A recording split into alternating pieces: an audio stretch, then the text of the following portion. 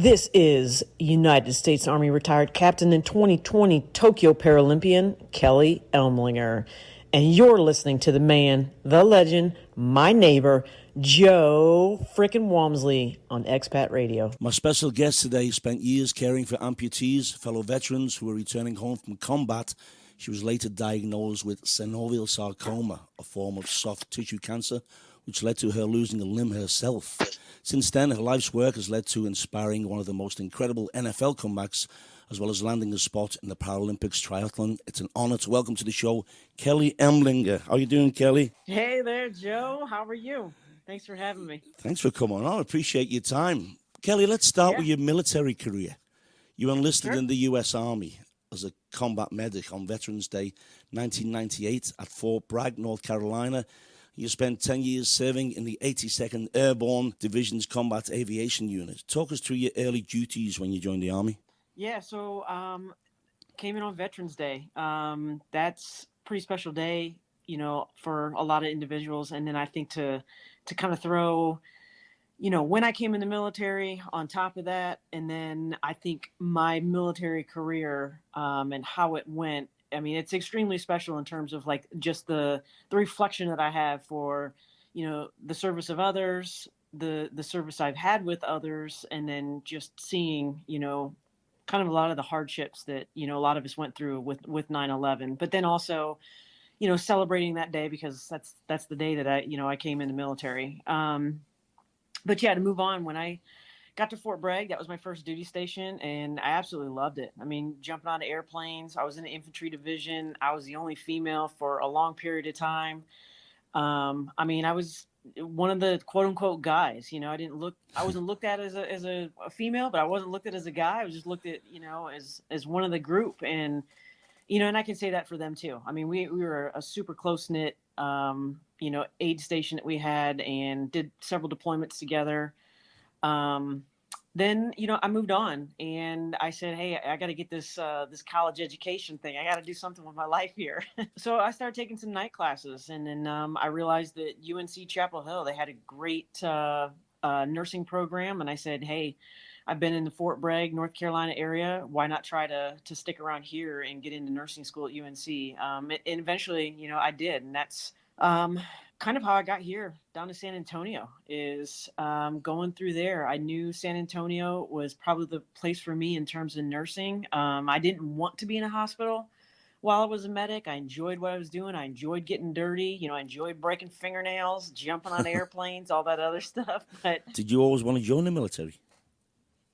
Yeah, I think so. And my hesitation is, you know, I didn't have those early memories of, you know, like, ever since I knew I was, you know, born, I wanted to be in the military. I think for me, seeing Desert Storm, that's really kind of what it kicked off for me. I was probably 11 or 12 at the time. And I just kind of had this sense, you know, that I wanted some other things in my life fulfilled. You know, even as a kid, I think sometimes we can feel those things, but we may not be able to articulate them. But for me, I'm like, I'm looking for something bigger, you know, what's out there. I feel like there's more, you know, to be had, and there's more to experience. There's different, you know, cultures, people, all those things. And those, I couldn't have articulated that back then, but those were the things that I were feeling.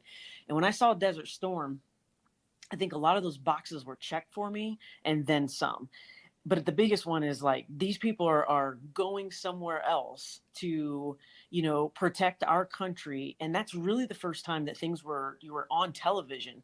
And I don't remember if they were live, but, you know, the news feeds were coming in, you know, pretty close to being live television for us. And I mean, I still have memories of, you know, sitting, you know, on the floor, laying on the floor and just watching the coverage of Desert Storm. And there was just something about the patriotism and, you know, the selflessness, and then seeing all these walks of, you know, people come together to, you know, protect your country. I was like, that feels like it fits the things that I'm thinking about that's missing in my life or that I'm wanting in my life. Even as, like I said, 11 or 12-year-old, I kept that in the back of my head. You know, I went through middle school, I went through high school. I still had this intention to join the military. And then all of a sudden it's like, hey, I'm getting sports scholarships because sports was a huge part of my life. And I'm like, ooh, what am I going to do without sports in my life? And got a little cold feet, and I went to school for all the wrong reasons, college, that is. But after my freshman year, things were getting pretty tough for me. Started my sophomore year, and I'm like, all right, that's it. Honeymoon is over. I can't gut this out anymore. The military is my calling.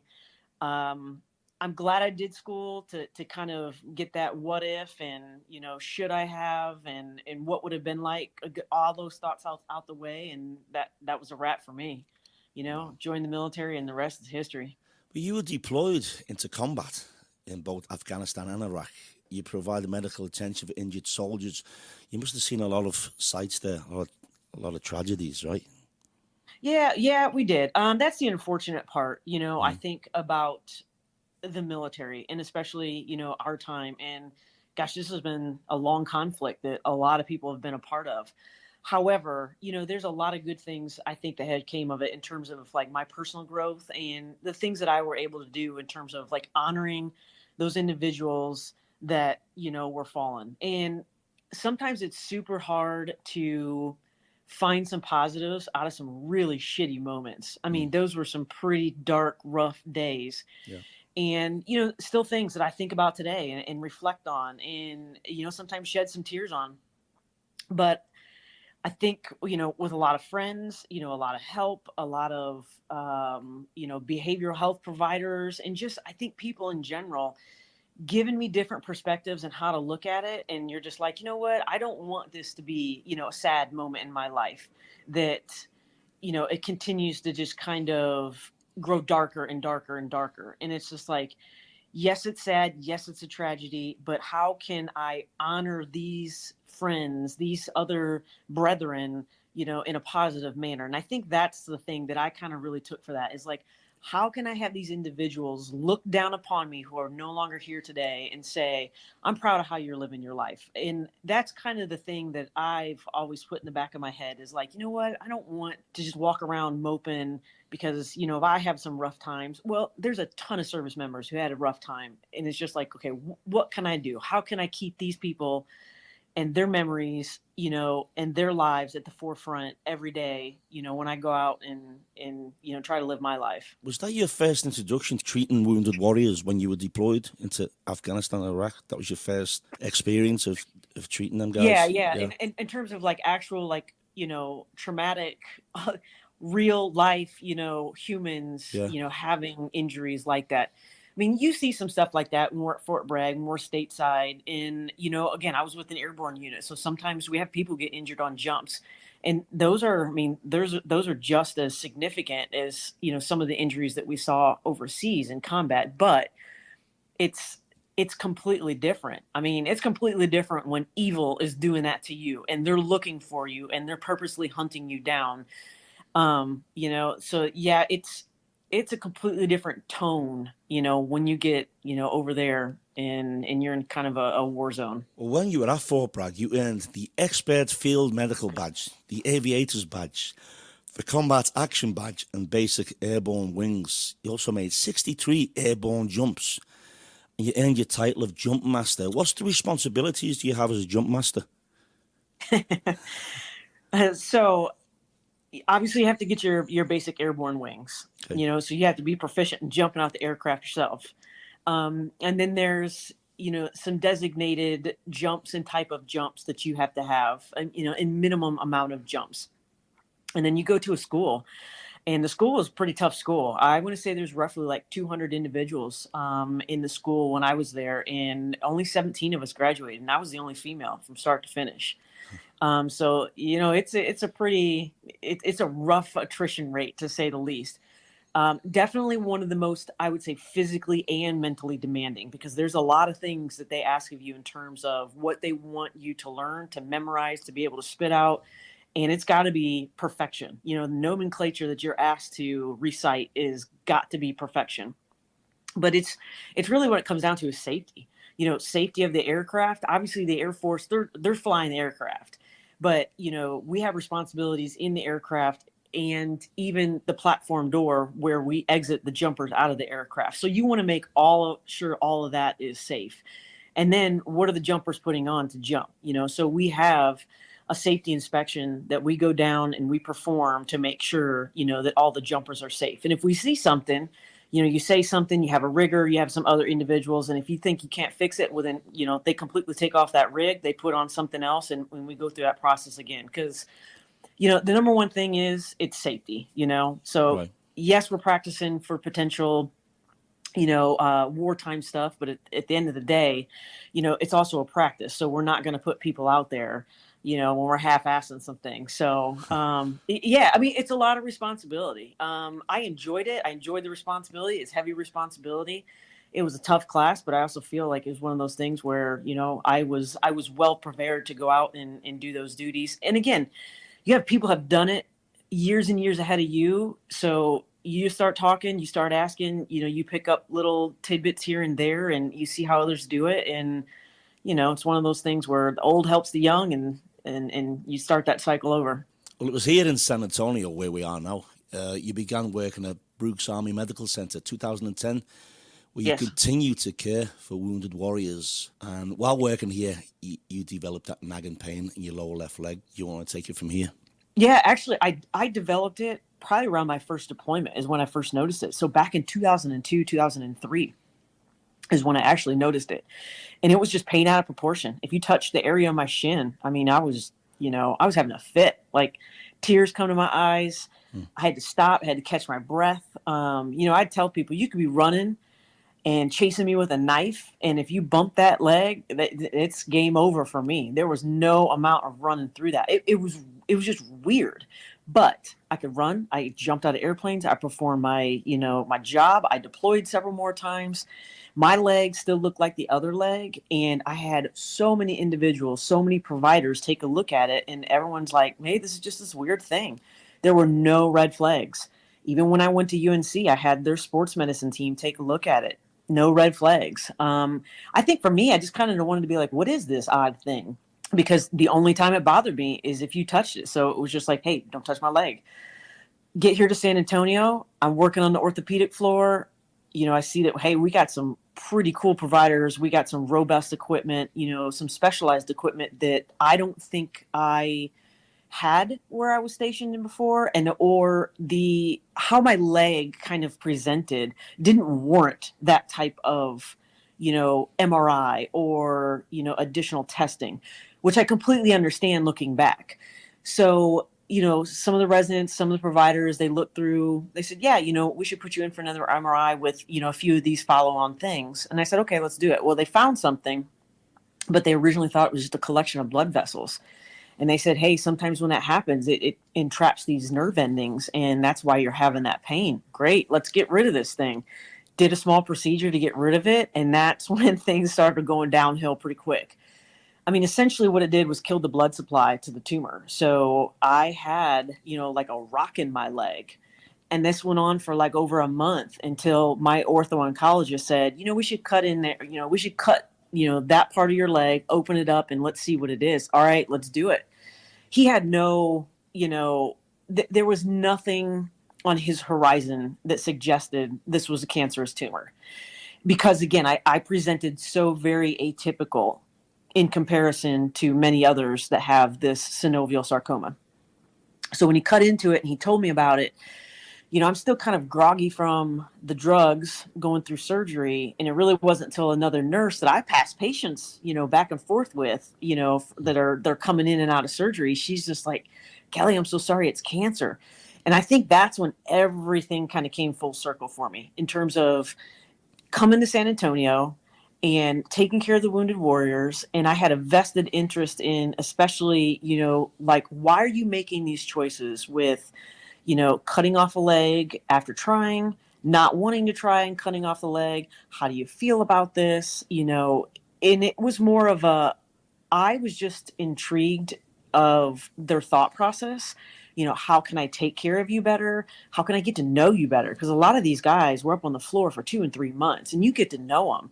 And sometimes, it's just like I kind of ask those questions where it's just like, hey, some thought provoking, because it did interest me. That personal connection interests me. And sometimes it's like, why are you making this choice? And a lot of them are like, I want to run around with my kid. I don't want to deal with infections and trying and these what ifs and these maybes. Like, just get rid of it so I can move on with my life.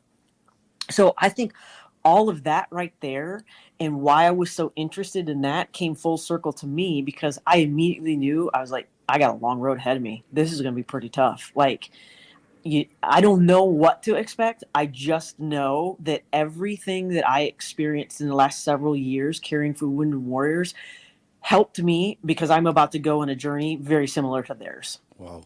Well, you transferred to the Warrior Transition Unit in 2014, officially retired from the military in 2018 after 20 years of service. During your time here, were you able to participate in a variety of sports to rehabilitate your leg? Oh yeah, I'm a huge fanatic of sports, playing sports, watching sports, just being involved in sports. So then going into adaptive sports, that was kind of my comfort zone. Yeah. When I'm going through these unknowns, not sure how things are going to be. I don't know what my life is going to look like. I don't even know what the new normal is. Oh, by the way, we have another infection, another setback. Hang out in your wheelchair a little bit longer. I mean, it was really a roller coaster. And then when someone said, hey, here's this thing called adaptive sports, all I heard was sports. And I'm like, oh, I'm in. Like, I am definitely in. And, I think being exposed to a variety then of sports was also fun for me, because I think I needed that at that time, those different challenges, something different. It was a good distraction, to kind of take, my focus from all these worries, anxieties, unknowns of medical problems, and kind of be like, oh, okay, this wheelchair basketball. Hey, I kind of like this. I grew up playing basketball. Now you just want me to sit in a wheelchair and do it? Now, all right. For the most part, the rules are the same. There are a few things that are different. Obviously, you play a little different, but for the most part, I mean, it's basketball. That's what it is. And I'm like, I love basketball. I didn't have the ability to run. So, I did wheelchair racing, and essentially that's the adaptive form of running, which I also enjoyed. There, after a while, I just felt like I was boxed in a little bit, because I was like, I want to run on two legs. The wheelchair racing, it was great. It provided me the things I needed, but my true love was being on 2 feet. Okay. I even tried sled hockey, which again, I mean, that was a ton of fun. Sled you know, hockey. yeah, sled hockey. Sometimes I wasn't the greatest, but if I saw like a pile of people around the puck, I'd just come charging in. I'm like, I'm not even going for it. I'm just plowing in, right? But I only weigh like 110 pounds. So sometimes it was like a mosquito on these guys, and they're just like, get out of here. And next, I tumble over, on the sled. But it was a lot of fun. I mean, again, it was something different. I had never done it before. So to kind of expand, my horizon in that sense. I was still able to cycle, obviously swimming, but yeah, I had a lot of fun. And I think the thing that adaptive sports led me to is, obviously COVID has kind of messed up a few things, but I eventually helped coach an adaptive sports organization, their youth wheelchair basketball program, which was a ton of fun.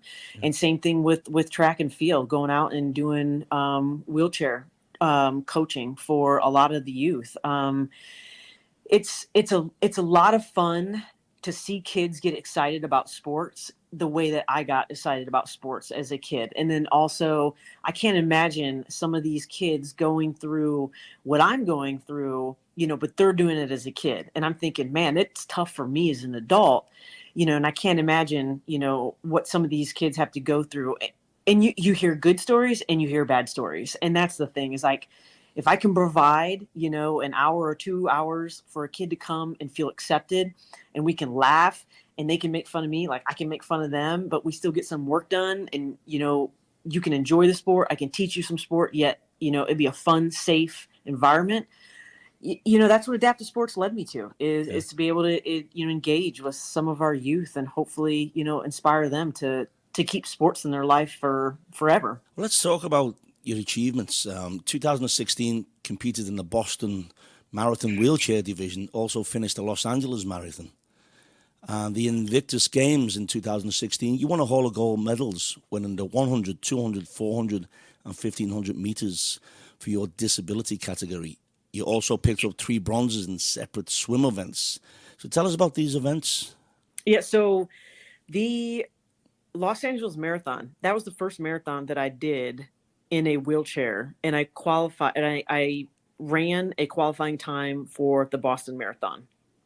And even as a kid, when I ran, it's like, oh, Boston Marathon. Of course, there was the Olympics. Of course, there were things like that. But it's like when you think of running, that's kind of like the iconic, like triathlon. You go to Kona, it's running. You do Boston, especially when you're talking about the long distance, for me, anyways. So I set out to do that marathon in LA, and I'm like, I might not never get this opportunity again to do Boston. I'm going for it. So when I got that qualifying time, you know what?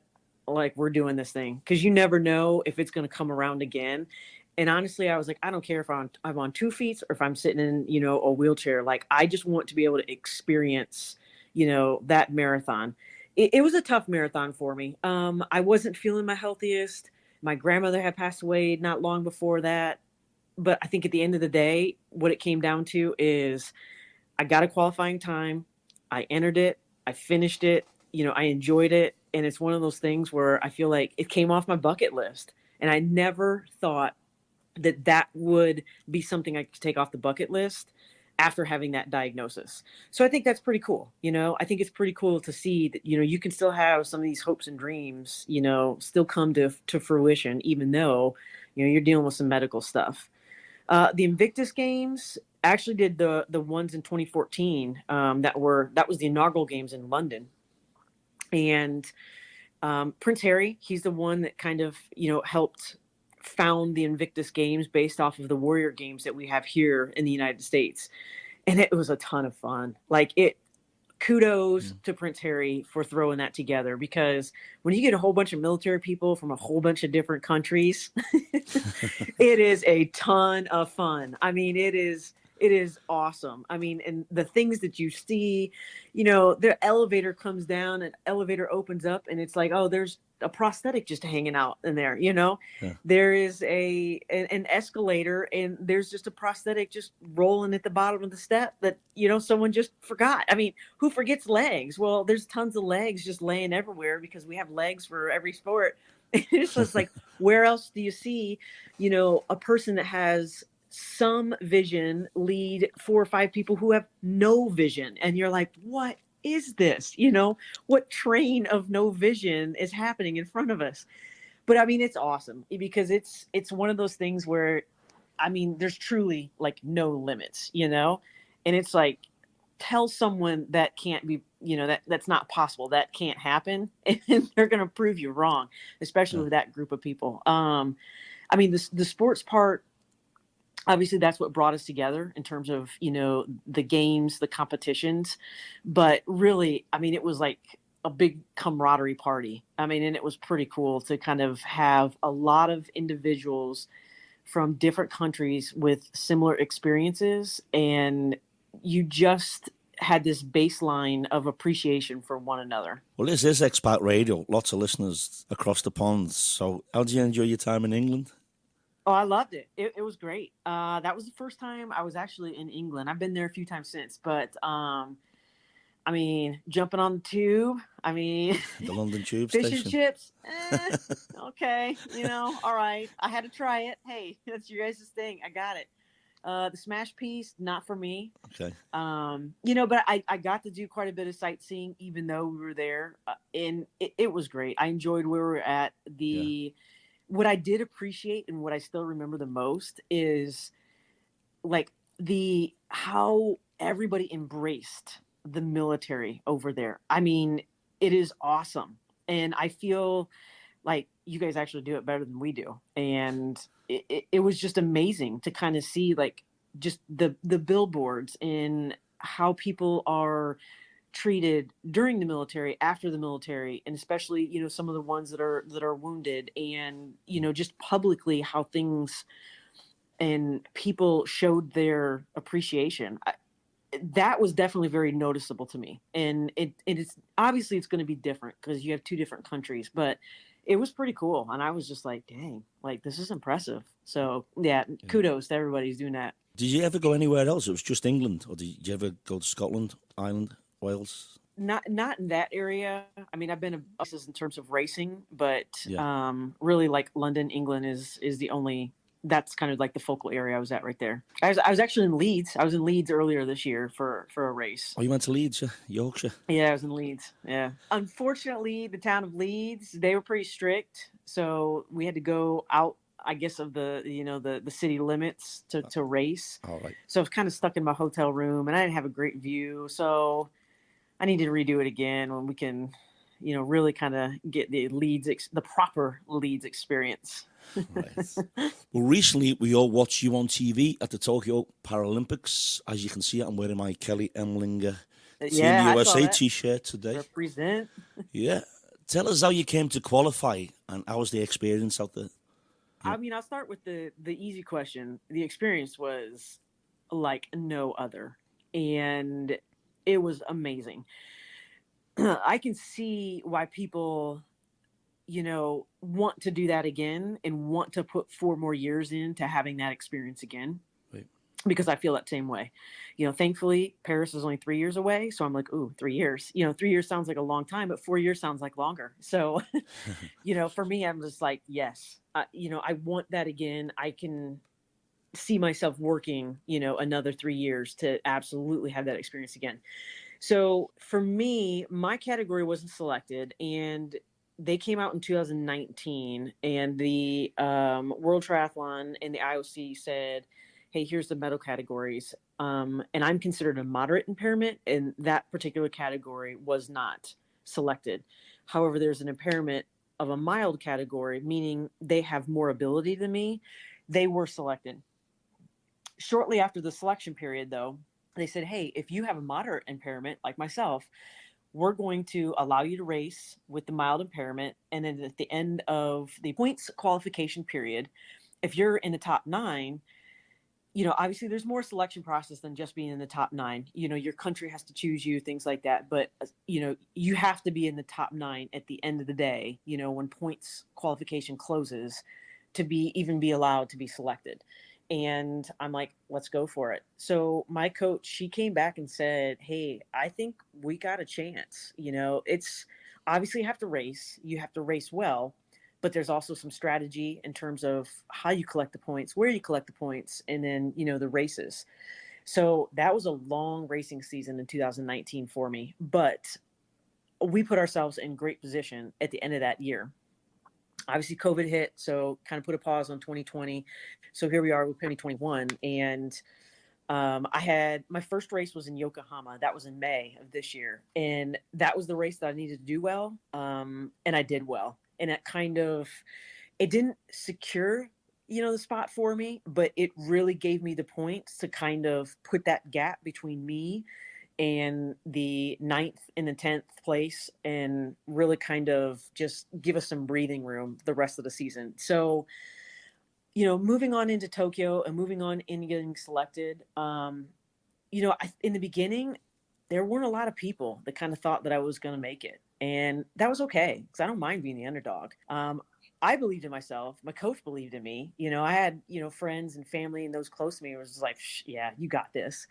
And I'm like, well, I don't know if I got this, but, I know I have a very good chance, and we are setting ourselves up well. So that's what kind of made it special, is because I really wasn't looked at as someone that could potentially make it. And then racing up a category and making it in, to a category that essentially has more ability than me, that's not been done. So that was kind of a first even for these games, because no other man did that. That was available for some of the other men, and that did not happen.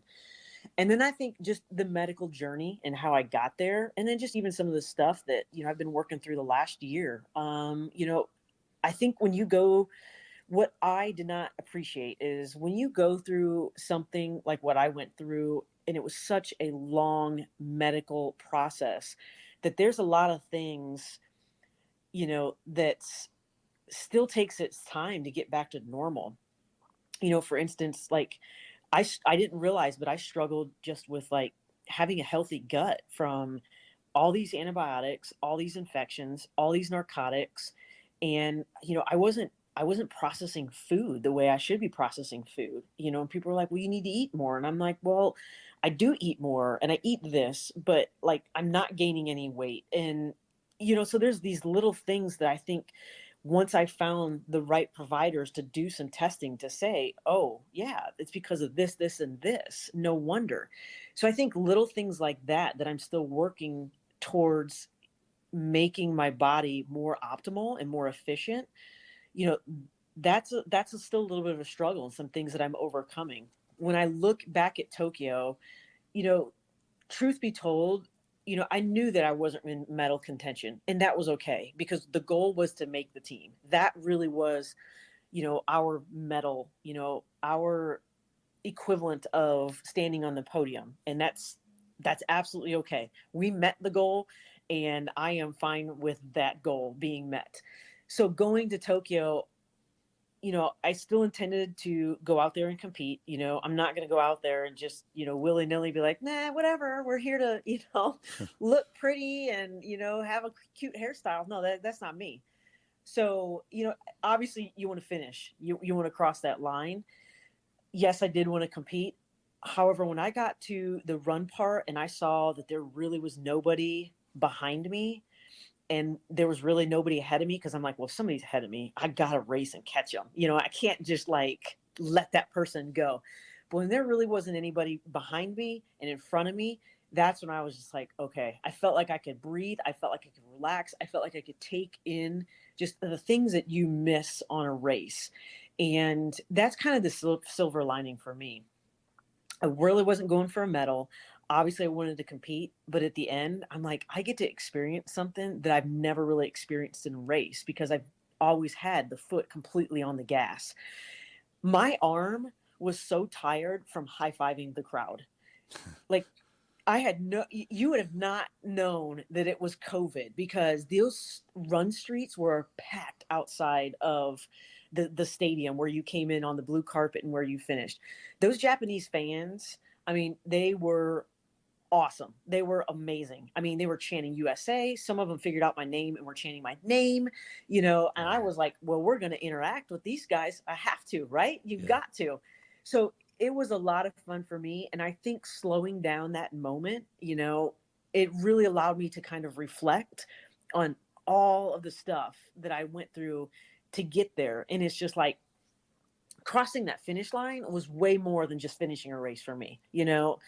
It kind of signified, an end to like one chapter, but I'm still flipping the page because I got another chapter. So yeah, it was definitely well worth everything that we had gone through in, I would say just like the struggles of trying to race up a category and all of the anxieties and the, oh my gosh, are we going to make it? Are we not going to make it? Like, it was well worth it. I would do it again. I hope my category is selected for Paris, but if it's not, I will do all that again, to repeat that experience. What year is Paris? That is 2024. But Kelly, I also want to make a point that despite this incredible journey, all your fantastic achievements, your rehabilitation was not your introduction into becoming an athlete. You were always involved in sports since growing up in Ohio, right? Yeah, that's right. So I wanted to make a point of that in case the listeners are thinking, oh, it's just because what she went through, she went into sport. You've always been involved. Yeah. No, like I said, when I mentioned sports being my comfort zone after, my diagnosis, and then I would say almost a year's worth of in and out the hospital for treatment and surgeries and, trying to save the limb. That was my comfort zone because that's what I turned to when I was a kid. All the struggles of growing up, I mean, trying to figure yourself out as a teenager and, hormones. And I mean, that's already a struggle. And then you throw on, problems here, family problems there. And then where do you find an outlet? Thankfully my parents, they didn't smoke, they didn't turn to alcohol. So that stuff wasn't in the house. It was really like sports for me. And, I tell people like it saved my life because I really think, had some of those other outlets, those negative outlets been there, I mean, who's to say I wouldn't have turned towards them? And that would have been something that comforted me, but I didn't, and I turned towards sports. And, that's something that, it was always going to be there for me. It was going to be there for me if I was mad at it, if I cussed it out, if I was happy with it. Like, sports didn't really talk back. It was just Yeah. there. Yeah. It was an outlet. When I would go on runs, it was just awesome just to kind of have that me time to think through thoughts and, Yeah. just figure out the day. And sometimes you have all these thoughts, but you don't have time to sort them through. And I felt like when I would go run, that was my time to do that. And then when I would go play basketball was like, I just need to get some aggression out, and I could pound the heck out of that ball Mhm. and, do drills. And it was, because that was more like the frustration. I need to get some anger out on this court, and then running was just a different type of outlet for me. So, getting a little bit older into junior high and high school and realizing, hey, I'm actually good at this now, then it got even more rewarding, Yeah. not just this is an outlet, but it's also rewarding in terms of, hey, I'm pretty good at it. So, it's just something that, thankfully, it's always been there for me, and I've always turned towards it. Well, as you said earlier, you said yourself you went to college for the wrong primary reason. By the time, Yeah. so by the time you went to Tiffin University to run in college and study criminal justice, running had become more than a sport, more like a way of life, right? Yeah, I think that's the thing that I underestimated is, the seasons are a little bit longer. And I was also doing it because I needed the money. I mean, I had to pay my way through school. Yeah. So I went in a cross country and basketball scholarship. And then midway through cross country, I was offered a track scholarship. And to me, it's like, yeah, I'll do it. It's money. It's money that, I don't have to pay. And then, just the overlapping of the sports. I was not happy being in school. Yeah, the academic side of it. Yeah. I mean, I went to school, and it wasn't the right time for me. That was really what it was. Okay. So, when I went to school at UNC and did all the prereqs prior to that, I wanted to be there. I wanted that education. And I think that made it a little bit more fulfilling for me versus when I originally went to college outside of high school. I went because I wanted to play sports. I wasn't interested in school. You have to do well in school to play sports. So that's why I say I went for all the wrong reasons. But again, there's always lessons in life. And I'm glad I went because it also made me realize that, I felt like I was also kind of doing it because I was, pressured into doing that. A little bit came from self, some came from outside influences. It allowed me to say, I can't do this to myself. You can't allow yourself to be miserable like this and to please someone else. So there's a lot of lessons that came from that. But the primary was when you go to school, you should want to be at school for school first, not sports. Well, Kelly, before we do close, you played a huge part in the rehabilitation of NFL star Alex Smith after he suffered a horrific injury while playing for Washington Redskins. 2018, I remember seeing it on the TV myself. With his Same here. His right leg bent below his kneecap and his bone broke through his skin. Yeah. So he came to San Antonio to meet with the only people who could understand what he was going through, soldiers choosing between limb salvage and amputation, right? And tell us about your input. So I also was watching that game, and I mean, I was JJ Watt. When you get hit by JJ Watt, like, it's already rough. But when it happened, I even thought too, I was like, oh, this is not good. I mean, and then having gone through something that like I did with limb salvage and then seeing so many other individuals, and you're just like, man, like, hey, that guy's got a rough road ahead of him. Didn't know how rough it was going to be because unfortunately for him, he had some infections. And when you have infections and they get as severe as his got, and then they're looking at like, hey, man, we're trying to save your life, not just your leg. So he was really at kind of like a crossing point when he came down to San Antonio. And it was myself and another service member who actually did limb salvage. And his was successful enough for him to have the quality of life that he wanted. They brought us in and they said, hey, we want you to chat with these two individuals. And, I think for me, Alex is not the first individual that I spoke to. I've spoke to a lot of service members who are kind of at that crossroads, and I want to be honest with them. And that's how I was with Alex is, I'm going to tell you why I did what I did, how it's going. I want you to know the rough road it is, but also on the flip side, here's what things are for me. Here's what they were and why I was not happy and how it was really wearing on me mentally and physically. But here's the choice I made and here's how I'm doing now.